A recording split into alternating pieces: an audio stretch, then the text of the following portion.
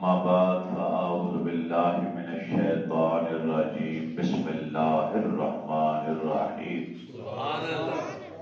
يا أيها الذين آمنوا كتب عليكم الصيام كما كتب على الذين من قبلكم لعلكم تتقون. سبحان اللہ. صدق اللہ العظیم. حاضرین محترم، یہ ماہ شعبان کا اس سال کا آخری جمعۃ المبارک ہے اور ماہ رمضان مبارک کی آمد ہے. نبی کریم علیہ الصلوۃ والتسلیم نے ماہ شعبان کے آخری دن صحابہ کرام کو ایک خطبہ دیا سبحان اللہ، جسے استقبال رمضان کہا جاتا ہے. سبحان اللہ. کہ ماہ رمضان کے استقبال کے طور پر جس میں آپ نے اہمیت رمضان، فضیلت رمضان اور اعمال رمضان پر درس دی. سبحان اللہ. صحابہ کرام کو بتایا، صحابہ کے ذریعے پوری امت تک پیغام پہنچایا کہ ماہ رمضان مبارک کتنا اہم ہے، روزے کتنے ضروری ہیں، تراویح کتنی اہم ہے اور اس کے فضائل کیا ہیں، اس کی شان کیا ہے. سبحان اللہ. اس میں اگر نیکی کی جائے تو اس کا ثواب کس قدر بڑھ جاتا ہے اور اس میں کون کون سے عمل اختیار کرنے چاہیے. یہ آپ نے اپنے خطبے میں یہ ساری باتیں ارشاد فرمائی. سبحان اللہ. ہر سال کی طرح آج بھی ہم نے یہی سوچ کر اسی موضوع کا انتخاب کیا تاکہ سنت رسول بھی ادا ہو جائے سبحان اللہ.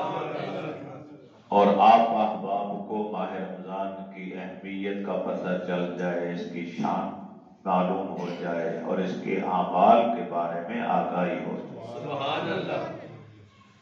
مگر میں ضروری سمجھتا ہوں کہ نبی علیہ السلام کے خطبہ کو بیان کرنے سے پہلے ہم قرآن پاک کی سیر بھی کر لیں سبحان اللہ. کہ اللہ نے ماہ رمضان اور روزوں کے متعلق کیا ارشاد فرمایا. سبحان اللہ.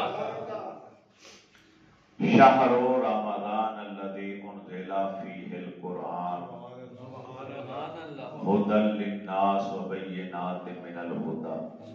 سبحان اللہ. فرمایا ماہ رمضان ایک ایسا مہینہ ہے جس میں نزول قرآن ہوا، سبحان اللہ.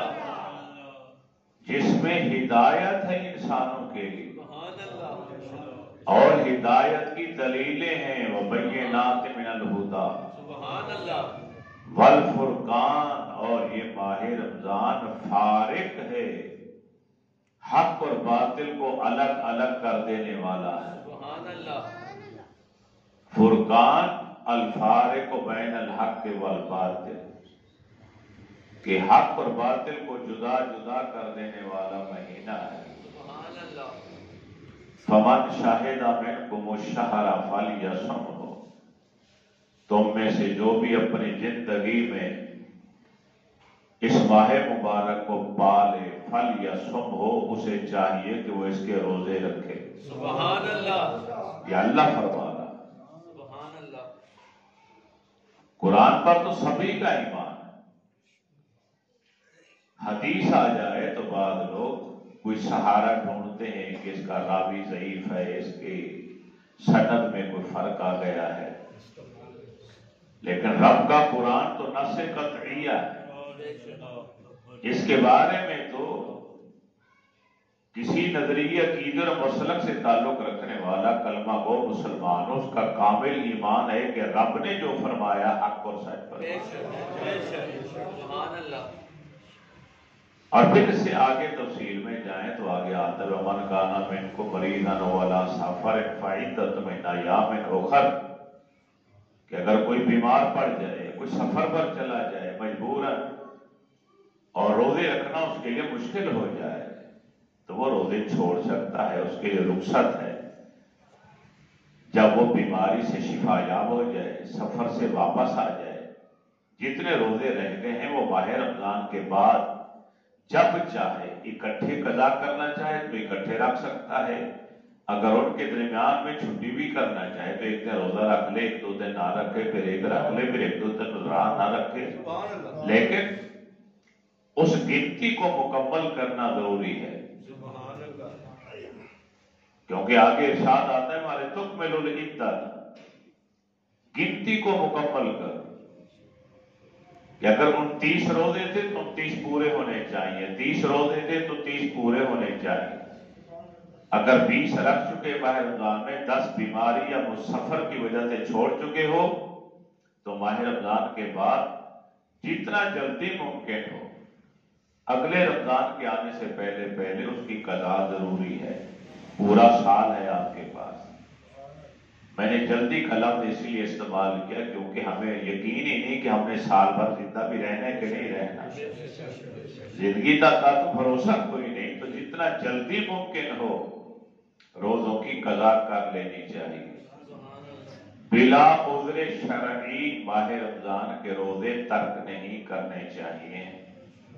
ایک حدیث پاک میں آتا ہے اللہ کے محبوب نے فرمایا جو جان بوجھ کر ماہ رمضان کا ایک روزہ چھوڑ دے، اگر وہ زندگی بھر بھی روزے رکھتا رہے تو پھر بھی ان کا ثواب اس روزے کے ثواب کے برابر نہیں ہو سکتا۔ اس قدر ماہ رمضان کے روزے کی فضیلت ہے کہ اس کا ثواب 10 گنا سے بڑھنا شروع ہوتا ہے اور یہ 700 ڈگری تک جاتا ہے، 70 گنا نہیں، 10 سے 70 گنا تو 11 مہینوں میں رہتا ہے۔ ماہ رمضان میں جو نیکی کا اجر و ثواب ہے اس کی رفتار ترقی کرتے ہوئے 10 گنا سے بڑھتی ہے، کم از کم 10 گنا۔ پھر اخلاص کو دیکھا جاتا ہے، محبت کو دیکھا جاتا ہے، پھر اس کی نیت کو دیکھا جاتا ہے، پھر اس کی توجہ اللہ کو دیکھا جاتا ہے، توکل اللہ کو دیکھا جاتا ہے، محبت الہی کو دیکھا جاتا ہے، پھر وہ بڑھتا جاتا ہے، ثواب بڑھتا جاتا ہے، 70 گنا، 80 گنا، 100 گنا، 200 گنا، اس طرح کرتے کرتے 700 گنا تک ثواب بڑھ جاتا ہے۔ یہ ہے دن رات ہر نیکی کا معیار،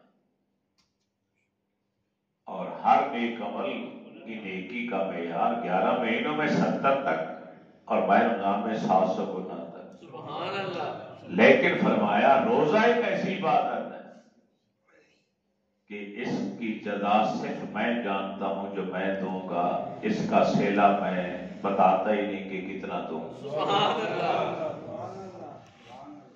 صدقہ کریں گے، خیرات کریں گے، تراویح پڑھیں گے، نماز پنجگانہ پڑھیں گے، روزہ سحری کریں گے، افطاری کریں گے، سحری کرائیں گے، افطاری کرائیں گے، جو نیک عمل کریں گے ان کا ثواب 700 گنا تک بڑھے گا۔ روزے کے ثواب کی بات میں نہیں کر رہا کیونکہ اللہ رسول نے بتائی نہیں، سبحان اللہ، سبحان اللہ، بلکہ حدیث پاک اس کی شرح میں جو آئی ہے اس کو علماء نے 2 طریقوں سے پڑھا، عالم جانتے ہیں۔ الصوم لی وانا اجزی بہ، الصوم لی وانا اجزا بہ، روزہ میرے لیے ہے، اس کا بدلہ میں دوں۔ سبحان اللہ۔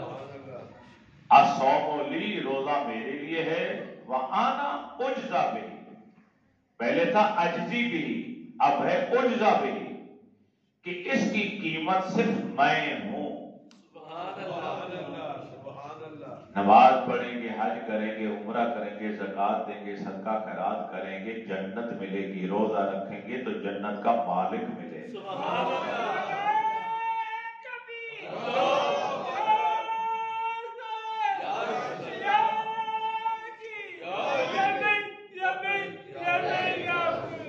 اور پھر فرمایا کہ اللہ تمہارے لیے آسانی چاہتا ہے، تمہیں مشکل میں نہیں ڈالنا چاہتا۔ یرید بکم اليسر ولا یرید بکم العسر، کوئی یہ نہ سوچے کہ ہم پر روزے ڈال دیے گئے تو ہمیں مشقت میں ڈال دیا گیا، ہمیں کو مصیبت میں ڈال دیا گیا، نہیں، یہ مشقت والا کام ہے ہی نہیں، تمہاری تکلیف کے اندر ہے، تمہاری طاقت کے اندر ہے روزہ رکھنا۔ لا یکلف اللہ نفسا الا وسعها، اللہ نے کسی انسان کو اس کی طاقت سے بڑھ کر محنت مشقت کا حکم ہی نہیں دی. وہ کسی کو مشقت میں تکلیف میں نہیں ڈالنا چاہتا. جس عبادت کا اس نے حکم دیا ہے وہ جانتا ہے کہ میرا یہ بندہ میری محبت میں کر سکتا. وَلِتُكَبِّرُوا اللَّهَ عَلَىٰ مَا هَدَاكُمْ. اللہ نے جو تمہیں ہدایت پر رکھا ہے، ہدایت عطا فرمائی، ایمان عطا فرمایا، کلمہ نصیب فرمایا، اپنے حبیب کا امتی غلام بنایا، تمہیں عبادت کرنے کی توفیق اور سعادت عطا فرمائی کہ تم نمازیں پڑھتے ہو، جمعہ پڑھتے ہو، روزے رکھتے ہو، تراویح پڑھتے ہو، قرآن پڑھتے ہو، قرآن سنتے ہو. یہ جو ہدایت کا تحفہ رب نے تمہیں نعمت عطا فرمائی ہے، اس پر تمہیں کیا کرنا چاہیے؟ اللہ کی بڑائی بیان کرنی چاہیے. وَلَعَلَّكُمْ تَشْكُرُونَ، تاکہ تم شکر گزار بندے بن جاؤ. تو بڑائی لِتُكَبِّرُوا اللَّهَ، تاکہ تم اللہ کی کبریائی کا اقرار کرو، اس کی بڑائی بیان کرو. یہ اہم مقصد ہے. جو آیت کریمہ میں نے خطبہ کے طور پہ پڑھی، اس میں مذہبی تاریخ روزے کی بتائی کہ ایمان والوں تم پر روزے فرض کیے گئے ہیں اس طرح جس طرح تم سے پہلی امتوں پر فرض.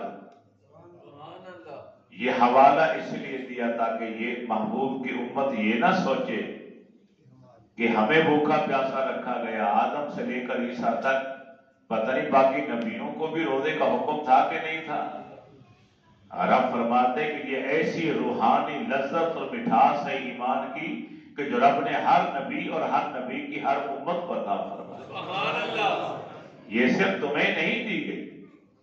کما کتب علی الذین من قبلکم، تم سے پہلی جو امتیں گزری ہیں روزہ ان کے اوپر بھی فرض تھا. روزہ ایک ایسی عبادت ہے کہ جس کے ذریعے انسان کو روحانی ترقی نصیب ہوتی. سبحان اللہ. موسیٰ علیہ السلام نے 40 جب روزہ رکھا خلوت میں رہے تو رب نے تورات عطا فرمائی. سبحان اللہ. عیسیٰ علیہ السلام 40 روز خلوت میں رہے روزے کی حالت میں تو انجیل بھی. سبحان اللہ. سیدہ آمنہ کے لال پورا 1 مہینہ غار حرا میں روزے کی حالت میں خلوت میں رہے تو رب نے قرآن دیا. سبحان اللہ. روحانی ترقی نصیب ہوتی ہے، رب کا قرب ملتا ہے، رب کی نعمتوں سے نوازا جاتا ہے انسان کو کہ انسان ان کا تصور بھی نہیں کر سکتا. سبحان اللہ. فرمایا لعلکم تتقون، تمہیں روزہ اس لیے فرض کیا گیا تمہارے اوپر تاکہ تمہیں ایک بہت بڑا فائدہ حاصل ہو، اور وہ فائدہ ہے تقوی کا. سبحان اللہ. تاکہ تم صاحب تقوی بن جاؤ، متقی بن جاؤ، پرہیزگار بن جاؤ. طہارت اور پاکیزگی والی زندگی تبھی شروع کر سکتے ہو جب تم روزہ رکھنے کے عادی ہو. ماہ رمضان کا روزہ یہ عظیم الشان کورس ہے. عربی میں روزے کو صوم کہا گیا. صوم کا معنی ہے رک جانا. کیا معنی ہے؟ باز آ جانا. کھانے سے، پینے سے، برائیوں سے، برے کاموں سے، برے قول فعل سے، برے عمل سے رک جانا. کھانا چھوڑ دو یا اللہ چھوڑ دی. میری خاطر پینا بھی چھوڑ دو یا اللہ یہ بھی چھوڑ دی. بری باتیں کرنی چھوڑ دو یا اللہ چھوڑ دی. ناپسندیدہ اعمال چھوڑ دو یا اللہ چھوڑ دی.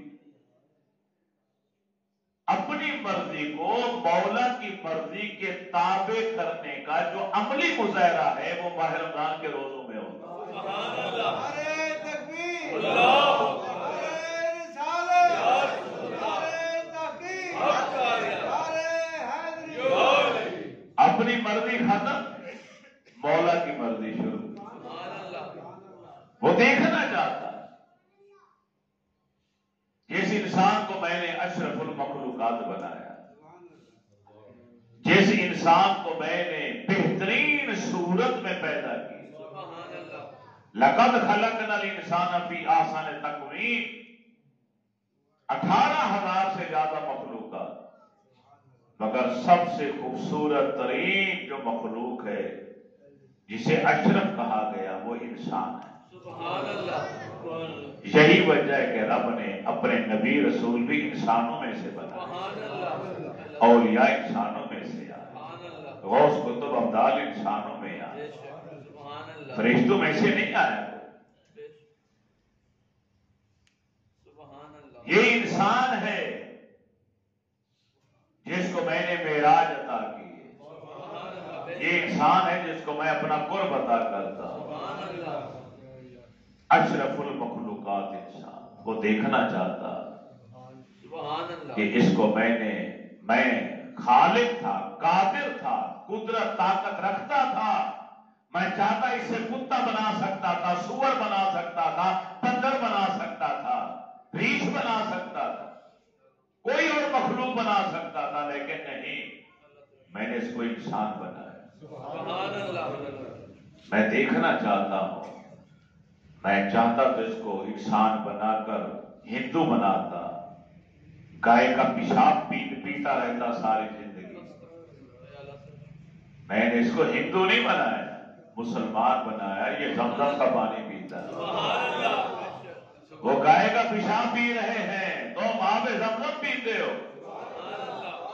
کتنا بڑا فرق ہے ہندو میں اور مسلمان میں۔ بے شک، سبحان اللہ، میں یہودی بنا سکتا تھا، عیسائی بنا سکتا تھا، بدھ مت بنا سکتا تھا، سکھ بنا سکتا تھا، مجوسی بنا سکتا تھا، آتش پرستوں میں بنا سکتا تھا، لیکن نہیں، یہ اس کا کرم ہے کہ اس نے ہمیں مسلمان بھی بنایا۔ سبحان اللہ، کسی اور نبی کی امت میں سے بھی اٹھا سکتا تھا، جن کی صورتیں تبدیل کر دی گئی، جن کو زندہ زمین میں گاڑ دیا گیا، جن کو سور اور بندر بنا دیا گیا، اگر اس نے ہمیں امتی بھی بنایا تو اپنے حبیب کا، اپنے محبوب کا بنایا۔ سبحان اللہ، محبوب کی امت میں بھی ہمیں مسلمان رکھا، ایمان والا رکھا، اور عشق نصیب کیا۔ سبحان اللہ، اس فرقے کے اندر، اس عقیدے، اس نظریے، اس جماعت، اس ٹولے کے اندر رکھا ہے جو اللہ سے بھی پیار کرتے ہیں، اللہ کے نبی سے بھی پیار کرتے ہیں، نبی کی آگ سے بھی پیار کرتے ہیں، نبی کے اصحاب سے بھی پیار کرتے ہیں، اور اولیاء کرام سے بھی عقیدت اور محبت کرتے سبحان ہیں۔ اللہ، نعرہ تکبیر، اللہ، نعرہ رسالت، نعرہ تحقیق، نعرہ حیدری۔ اب وہ رب دیکھنا چاہتا ہے کہ جس کو میں نے اتنی نعمتیں عطا فرما کے دنیا میں بھیجا، کیا وہ میرے کہنے پر صرف 1 مہینے کے لیے صبح سے لے کر مغرب تک کھانا پینا پورے کام چھوڑ سکتا ہے کہ نہیں چھوڑ سکتا؟ میری خاطر، جبکہ میں نے اتنی نعمتیں دنیا میں دی، اور آگے جنت اور جنت کی نعمتیں بھی میں نے اسی مسلمان کے لیے بنا کے رکھی۔ سبحان اللہ، دیکھو تو صحیح، دنیا کو دکھاؤ تو صحیح، وہ تو علیم و بدعتی سے دور ہے، جانتا ہے کون نماز پڑھے گا کون نہیں پڑھے گا، کون مجھے رب مانے گا کون نہیں مانے گا، کون تراویح میں آئے گا، کون 4 تراویحاں پڑھنے کے بعد گھر جا کے لیٹ جائے گا، وہ دیکھنا چاہتا ہے۔ لعلکم تتقون، لعلکم تشکرون، تاکہ تم میرے شکر گزار بندے بن جاؤ، تاکہ تم پرہیزگار متقی بن جاؤ۔ یہ دونوں فائدے حاصل ہوتے ہیں ماہ رمضان میں عبادت کرنے سے، روزے رکھنے سے، اور رات کا قیام کرنے سے۔ سبحان اللہ، حضرت سلمان فارسی رضی اللہ تعالی عنہ اس حدیث پاک کے راوی ہیں جو میرے اور تمہارے کریم آقا علیہ السلام نے ماہ شعبان کے آخر میں صحابہ کے سامنے خطبہ دیا، اور رمضان مبارک کی فضیلت، شان، اہمیت اور اعمال رمضان پر، استقبال رمضان کے طور پر آپ نے ایک خطبہ ارشاد فرمایا۔ سبحان اللہ، آج وہی اب بیان کر دیتے ہیں تاکہ نبی کی سنت ادا ہو جائے، سبحان اللہ، اور ہمیں ماہ رمضان کی اہمیت اور فضیلت اور اعمال کے بارے میں پتہ بھی چل جائے۔ سبحان اللہ، خاطبنا رسول اللہ صلی اللہ علیہ وسلم سبحان اللہ، فی آخر یوم من شعبان۔ حضرت سلمان فارسی رضی اللہ تعالی عنہ کا کہنا، کریم آقا علیہ السلام نے ماہ شعبان کے آخری دنوں میں ہمیں خطبہ ارشاد فرمایا، سبحان اللہ فقال آپ نے ارشاد فرمایا، یا ایھا الناس، ارے لوگوں، قیامت تک کے آنے والے جو انسان ہیں، اللہ کے نبی نے سب سے خطاب فرمایا، سبحان اللہ یا ایھا الناس، اے لوگوں، قد اذلکم شہر عظیم شہر مبارک، اے لوگوں تمہارے اوپر ایک رحمتوں سے بھرپور ماہ مقدس آ رہا ہے، عظیم جو عظمت والا ہے اور برکتوں والا ہے، شہر عظیم باعظمت مہینہ، مبارک برکتوں والا مہینہ، اس ماہ مقدس کی عظمت اور برکت کا کیا کہنا، جس کو برکتوں والا عظمتوں والا مہینہ تمام نبیوں کے سردار نے کہا ہے۔ کالی کملی والے اپنی زبان رسالت سے جس ماہ مقدس کی شان بیان کرے، اس کی شان میں کسی کو شک باقی نہیں رہتا۔ قد اذلکم شہر عظیم، تمہارے اوپر سایہ فگن ہو رہا ہے ایسا مہینہ جو عظمتوں سے بھرپور ہے، بڑی عظمت و شان والا، مبارک اور بڑی برکتوں والا، فیہ لیلۃ، اس کے اندر ایک رات ایسی بھی ہے، خیر من الف شہر، جو 1000 مہینوں سے بہتر ہے، 1000 دنوں سے نہیں، 1000 راتوں سے بھی نہیں، 1000 مہینوں سے افضل ہے۔ ابھی نہیں سمجھے، اگر سمجھتے تو ہر آدمی کہتا زبان، یعنی تمہاری پوری زندگی ایک طرف، یہ ایک رات ایک طرف،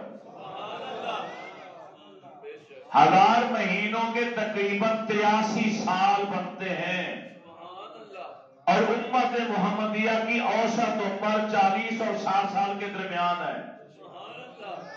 کوئی بابا اس طرح کا ہوتا ہے جو 60 سے اوپر بھی جاتا ہے، ورنہ 60 تک اوسط عمر ہے اس امت کی۔ پہلی امتوں میں لوگ 200 سال، 300 سال، 400 سال تک کی عمریں پاتے تھے۔ اللہ کے محبوب ایک دن غمگین ہوئے، یا اللہ میری امت کی تو اوسط عمر ہی 50-60 سال ہے، تو ان کی تو سینکڑوں سال عمر ہے،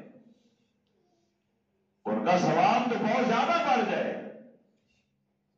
اللہ نے فرمایا محبوب غم نہ کر، میں ان کو ہر سال ایک رات ایسی دوں گا جو ایک رات ان کی پوری زندگی سے بڑھ کر ہو۔ اگر آپ کی 60 سال عمر ہے اور ہر سال یہ رات آپ کو نصیب ہو گئی، تو حساب لگائیں نا، لائیں کیلکولیٹر، حساب لگائیں کہ پھر آپ کی نیکی اور نیکیاں کتنے رب نے بڑھا دی۔ ایک رات مسلمان کی پوری زندگی کا احاطہ کر لیتی، تمہاری 60 70 80 سالہ زندگی ایک طرف، اور لیلۃ القدر ماہ رمضان کی 27ویں شب کی ایک رات کی عبادت ایک طرف۔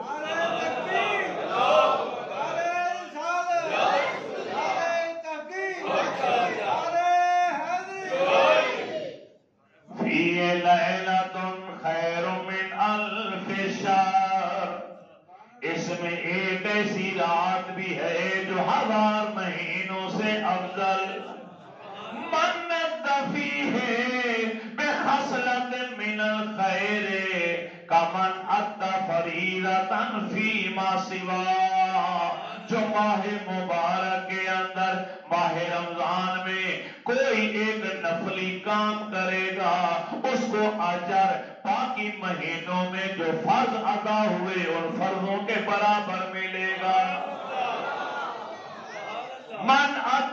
فیہ بخصلۃ من الخیر، کوئی نفلی عبادت ماہ رمضان کی نفل، ماہ رمضان کے علاوہ باقی 11 مہینوں میں جو فرض ہیں ان فرضوں کے برابر نفل کا درجہ۔ وَمَنْ أَدَّى فَرِيضَةً فِيهِ كَمَنْ أَدَّى 70 فَرِيضَةً فِيمَا سِوَاهُ، جو ماہ رمضان میں فرض ادا کرے گا وہ غیر رمضان کے 70 فرضوں کے برابر ہو جایا کرے گا۔ میرا اندر کہتا کہ یہ رب نے سارے بہانے بنائے ہوئے، کیونکہ وہ ہر صورت ہر حال میں کسی نہ کسی بہانے سے اپنے محبوب کے صدقے محبوب کی امت کو بخشنا چاہتا ہے۔ یہ نچوڑ ہے پورے دین کا۔ کبھی معراج کی رات آ گئی، کبھی شب برات آ گئی، کبھی لیلۃ القدر آ گئی، کبھی جمعے کی رات آ گئی، کبھی جمعہ مبارک کا دن آ گیا، کبھی پیر کی رات آ گئی، کبھی پیر کا دن آ گیا، پھر ماہ رمضان کے تو ایک ایک رات ایسی ہے، ایک ایک لمحہ ایسا ہے کہ جس میں لاکھوں انسانوں کو معاف کر دیا جائے۔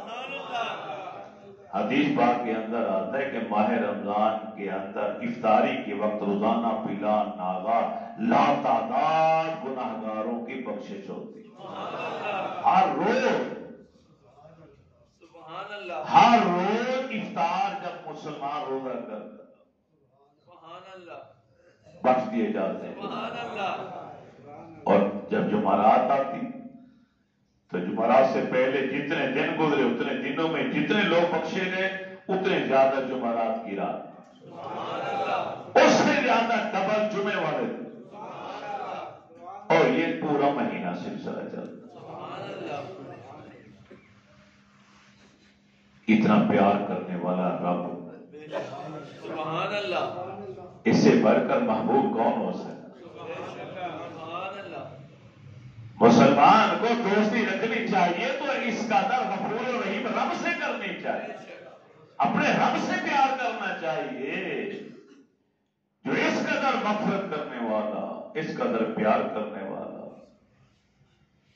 اس نے تو کائنات کو بعد میں بنایا، اپنا عرش پہلے بنایا، عرش کے ماتھے پر قلم سے کہا لکھ ان رحمتی غلبت علی غضبی، عرش کے ماتھے پر لکھا ہوا ہے کہ رب کی معرفت پہچان تشخص باتوں کیا ہے؟ فرمایا میری رحمت میرے غضب پر غالب ہے۔ میں ناراض بھی ہوتا ہوں، غصے بھی ہوتا ہوں، سزا بھی دیتا ہوں، لیکن معاف زیادہ کرتا ہوں، میرا رحم زیادہ ہے، میری رحمت زیادہ ہے، میری رحمانیت زیادہ ہے، میری رحیمیت زیادہ ہے، میری غفوریت اور غفاریت کا تو کوئی اندازہ ہی نہیں لگا سکے۔ نبی کریم علیہ الصلوۃ والتسلیم غزوہ سے واپس آئے، سمندر کے کنارے ایک جگہ پڑاؤ ڈالا، مصلی بچھایا گیا، آپ عبادت میں لگ گئے، سلام پھیرا تو آپ کو ایک منظر دکھایا گیا، اور وہ منظر کیا تھا کہ ایک چڑیا آپ کے سامنے آئی، اس نے کنارے پر ریت کا ذرے ایک دو اپنی چونچ میں اٹھائے اور جا کے سمندر میں پھینک دی، پھر دوبارہ آئی، پھر اٹھائے، پھر جا کے پھینکے۔ اب صحابہ دیکھ رہے ہیں، اللہ کے نبی کے پیچھے بیٹھے، آمنہ کے لال آگے بیٹھے، 3 بار ایسا، فوراً جبریل آئے، یا رسول اللہ صلی اللہ علیہ وسلم یہ منظر آپ کو دکھایا گیا، دیکھا؟ فرمایا ہاں دیکھا ہے، اور تعجب بھی ہے، حیران بھی ہوں کہ سمندر ہے ٹھاٹھے مارتا ہوا جس کا دوسرا کنارہ دکھائی نہیں دیتا، اب ایک چڑیا اپنی چونچ میں ریت کے ذرات 3 بار اٹھاتی ہے، 2 یا 3 ذرے جا کے سمندر میں ڈالتی ہے، سمندر کو کون سا فرق پڑتا؟ فرمایا اللہ یہی آپ کو بتانا چاہتا کہ امت کے بارے میں آپ نے دکھی کبھی نہیں ہونا، کیونکہ رب کی رحمت سمندر سے بھی زیادہ ہے، اور آپ کی پوری امت کے گناہ گناہگار ان ریت کے ذروں کی مانند ہیں جو چڑیا کی چونچ میں آ رہے ہیں۔ نعرہ تکبیر، نعرہ رسالت، نعرہ تحقیق، نعرہ حیدری۔ وَهُوَ شَعْرُ الْمُوَاسَاةِ وَهُوَ شَعْرُ الصَّبْرِ وَثَوَابُهُ الْجَنَّةُ۔ اے میرے پیارے صحابہ، یہ صبر کا مہینہ ہے اور صبر کی جگہ جنت ہے۔ وَهُوَ شَعْرُ الصَّبْرِ وَثَوَابُهُ الْجَنَّةُ۔ یہ ماہ مقدس صبر کا، رک جانے کا، تکلیف کو جھیلنے کا، پیاس اور بھوک کو برداشت کرنے کا، یہ ماہ مقدس ہے۔ اس میں صبر و ضبط سے کام لے۔ بھوک لگ رہی ہے پھر بھی صبر کر، پیاس ستا رہی ہے پھر بھی صبر کرنا، اس کا بدلہ کیا ہے؟ جنت۔ وَثَوَابُهُ الْجَنَّةُ، اس کا بدلہ جنت ملے گی۔ کریم آقا علیہ السلام کا فرمان کہ قیامت کا دن آئے گا، اعلان کرنے والا منادی اعلان کرے گا، اَيْنَ الصَّائِمُونَ، روزہ دار کہاں ہیں؟ کھڑے ہو جاؤ،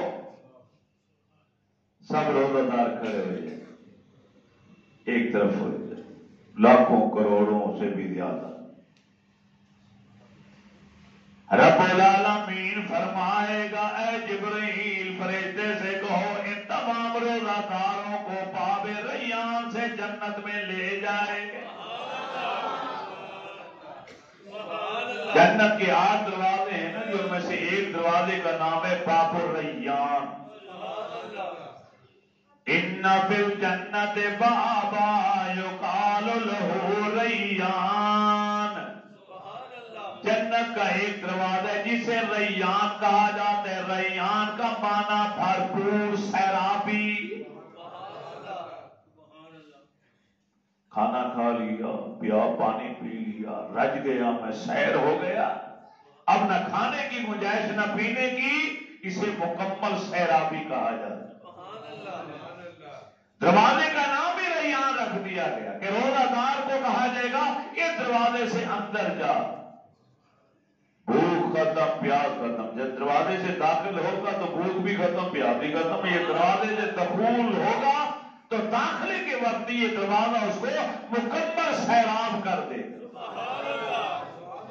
نہ بھوک کا احساس نہ پیاس کا احساس۔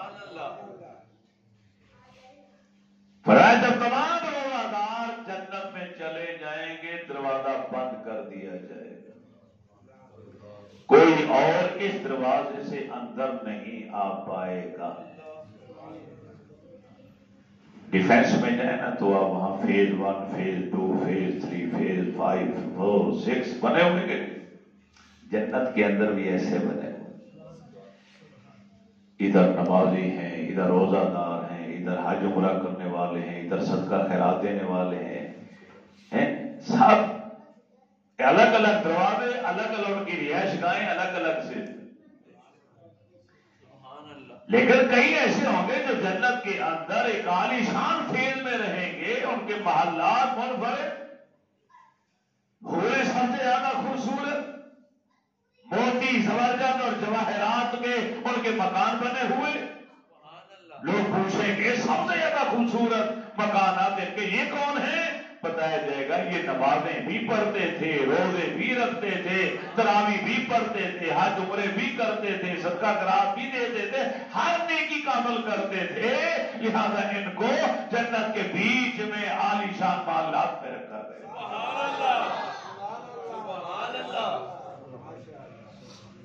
کریم آقا علیہ السلام نے ارشاد فرمایا وَهُوَ شَهْرُ الْمُوَاسَاةِ، یہ ماہ مبارک غمخواری کا مہینہ، غمخواری۔ میں بھوکا رہوں گا تو مجھے احساس ہوگا کہ جو جن کے گھر میں فاقے ہیں جن کے بچے بھوکے ہیں انہیں کتنی تکلیف ہوتی ہوگی، اس کا احساس مجھے روزہ رکھنے کے بعد ہوتا۔ پیاسا آدمی سمجھ سکتا ہے نا کہ پیاس کس چیز کو کہتے،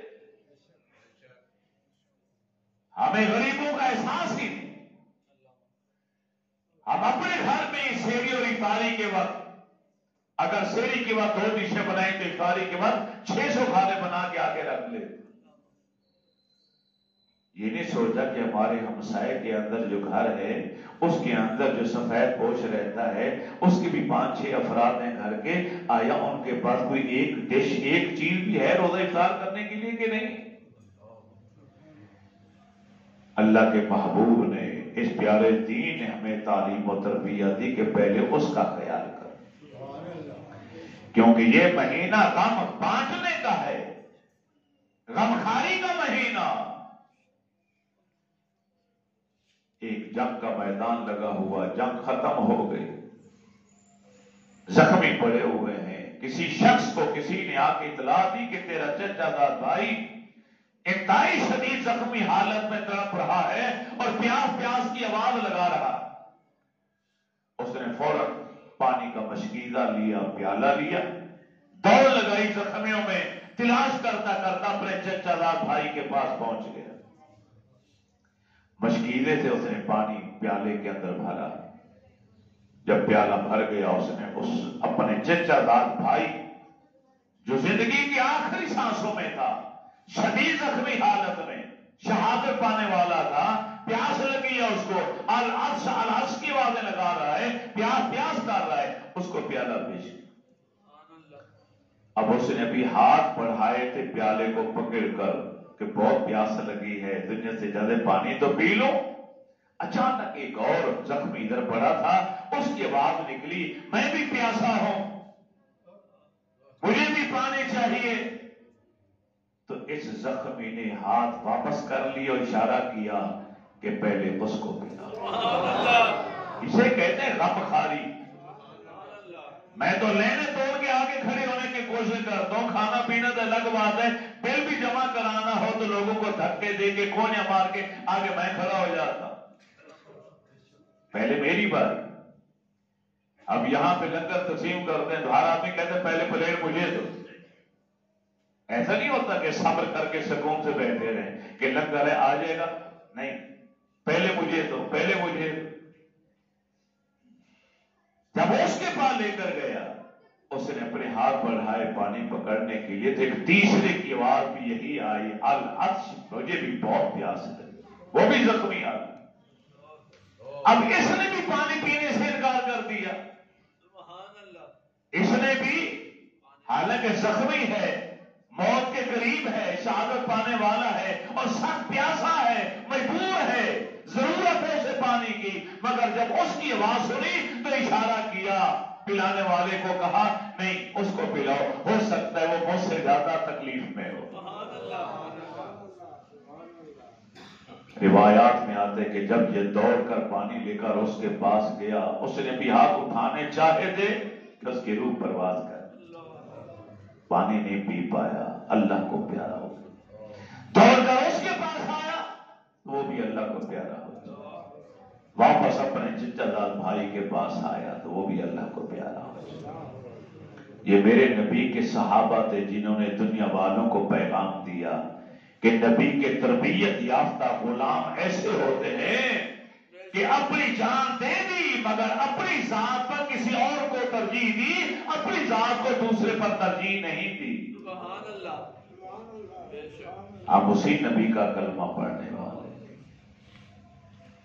کریم آقا علیہ السلام نے ارشاد فرمایا جس ماہ مقدس کو پالے اسے کیا کرنا چاہیے؟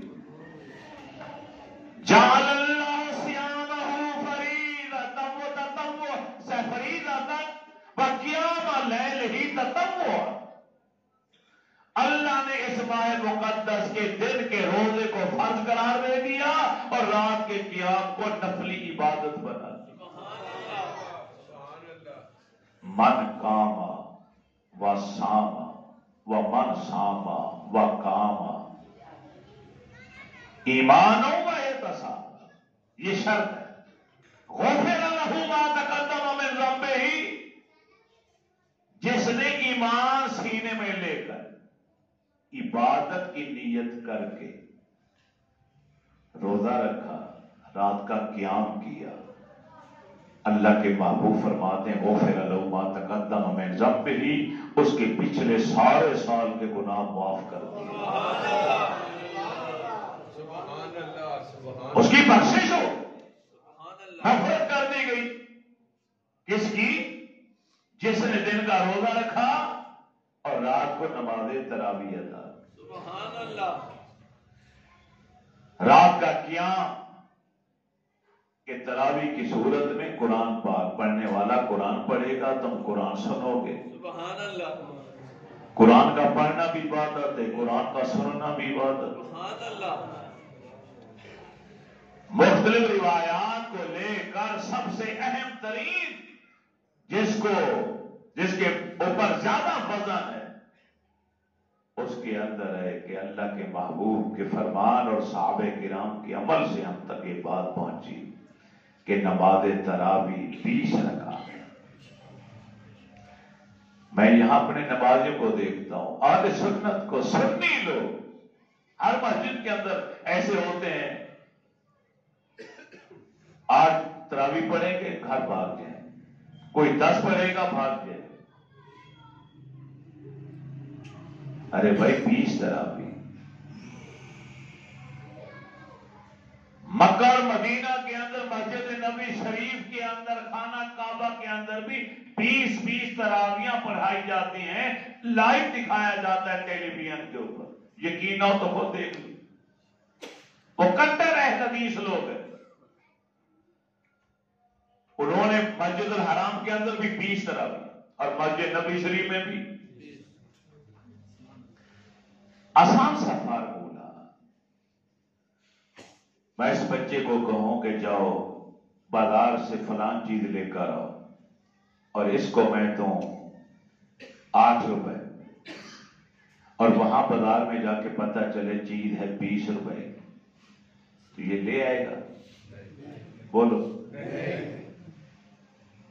شرمندہ ہوگا، ناکام واپس آئے گا کہ 20 کی چیز تھی، مجھے 8 روپے دیے گئے، 8 میں تو ملی نہیں۔ اور اگر میں 20 روپے دے دوں اور وہاں 8 کی چیز ملے تو کیا نقصان ہے؟ 8 روپے کی چیز لے لے گا، باقی 12 مجھے واپس لا کے دے دے۔ ارے خدا کے بندے، اگر تمہارے بقول تراویح 8 ہیں تو پھر بھی 20 پڑھو، کیا نقصان ہے تمہارا؟ اگر 8 ہے تو قیامت والے دن حساب لگایا جائے گا کہ 8 تراویح ہو گئی اور باقی 12 نفلی عبادت ہو گئی۔ سبحان اللہ، لیکن اگر تم نے ساری زندگی 8 پڑھی اور مرنے کے بعد پتہ چلا ہے 20، تو بتاؤ پھر 12 کہاں سے لے کر آؤ گے؟ کھاتا پورا کیسے کرو گے بھائی؟ یہ تو بھی بتاؤ نا مجھے۔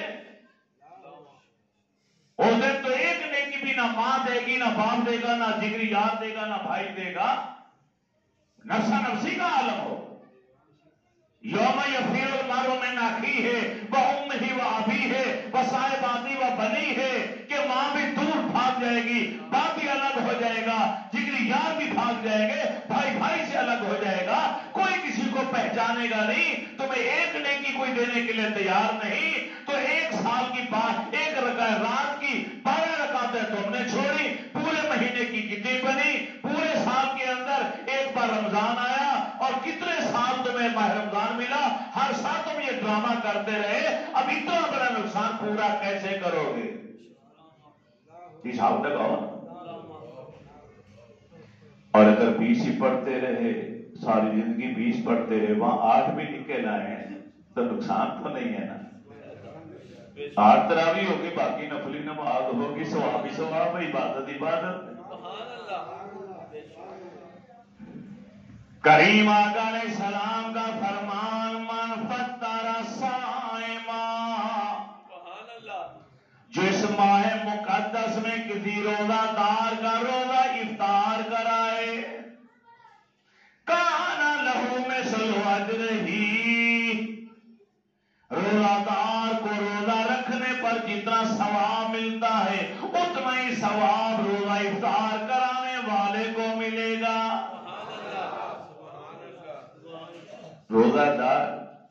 جتنا ثواب ملا اتنا ثواب افطاری کرانے والے کو، اس کے ثواب میں کوئی کمی نہیں کی جائے گی.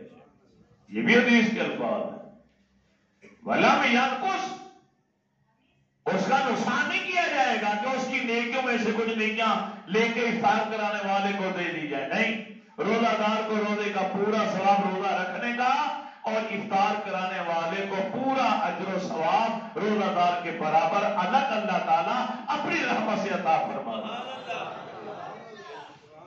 ایک صحابی اٹھ کے کھڑے ہو گئے، یا رسول اللہ فداک امی و ابی، اے میرے کریم آقا، میرے ماں باپا پر قربان جائیں. ہم میں سے ہر کوئی تو اتنی طاقت نہیں رکھتا کہ روزہ دار کا روزہ افطار کرا دے. اتنی طاقت ہم میں سے کوئی نہیں رکھتا، وہ تو ثواب سے محروم ہو جائے گا.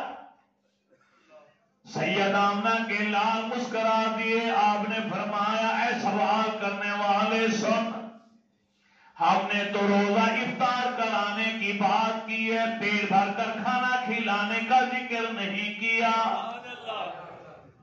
ارے دودھ کی بنی ہوئی لسی کا ایک گھونٹ کوئی پلا دے یا نہیں تو پانی کا ایک گھونٹ پلا دے، روزہ افطار کرا دے تو ثواب پھر پورا. کیا کوئی ایسا غریب ہے جو پانی کا گھونٹ بھی کسی کو نہیں پلا سکتا؟ عام طور پر ایک مشہور قول چلا ہے جی، نمک سے افطار کرنا روزہ سنت ہے. میں نے کہیں نہیں پڑھا، سونا بھی نہیں. ہاں، نبی علیہ السلام کی سنت ہے کہ تر کھجور سے روزہ افطار کرنا سنت ہے. تر کھجور نہ ملے تو خشک کھجور، یہ بھی سنت ہے. یہ نہ ملے تو پانی سے روزہ افطار کرنا سنت ہے. اب جب روزہ افطار کرتے ہیں، نبی علیہ السلام فرماتے ہیں روزہ دار کے لیے دو خوشیاں، لِلصَّائِمِ فَرْحَتَانِ، روزہ دار کے لیے دو فرحتیں، دو خوشیاں. پہلی خوشی جب روزہ افطار کرتا ہے اور دوسری خوشی جب رب سے ملاقات کرے گا. یہ دو خوشیاں روزہ دار کی، کیونکہ روزہ رب کے لیے رکھا ہے تو اس کا صلہ تو رب نے خود دینا ہے. تو دوسری خوشی کا کیا عالم ہوگا کہ جب روزہ داروں کو رب بلائے گا اور اپنا جلوہ خاص عطا فرمائے گا. سارا دن بھوکے اور پیاسے رہے کہ جب عصر کے بعد افطاری سے پہلے دسترخوان سجتا، روح افزا کا شربت آ گیا، کھجوریں آ گئی، ادھر جنا فروٹ چاٹ بن گئی، دہی بلے آ گئے، سموسے آ گئے، پکوڑے آ گئے، کھجوریں آ گئی. اب میں نام لے رہا ہوں تو کئی بندوں کے منہ ہل رہے ہیں جیسے کہ منہ میں پانی آ گیا. تو ماہ رمضان میں کتنا خاص وقت کیسا ہوتا ہے خوشی کا کہ لو جی آپ اتنے منٹ رہ گئے، اتنے منٹ رہ گئے، اب روزہ افطار ہونے والے ماشاءاللہ سب کچھ ہمارے لیے، ہم کھائیں گے. یہ رب کی نعمتیں. کریم آقا علیہ السلام نے فرمایا، ما یزاد فیہ رزق المومن.